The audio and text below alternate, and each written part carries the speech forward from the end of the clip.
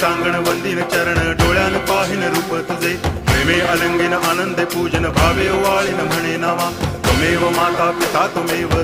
बंधुश्च सखा त्वमेव विद्या करुणं त्वमेव सर्वं मम देव कायेन वाचा मनसेन्द्रियैर्वा बुद्ध्यात्मना वा प्रकृति स्वभावात् करोमि यद्यत् सकलं परस्मै नारायणायति समर्पयामि अच्युतं केशवं रामनारायणं कृष्णदामोदरं वासुदेवं हरि गिरिधरं माधवं गोपिकावल्लभं जानकीनायकं रामचन्द्रं भजे हरे राम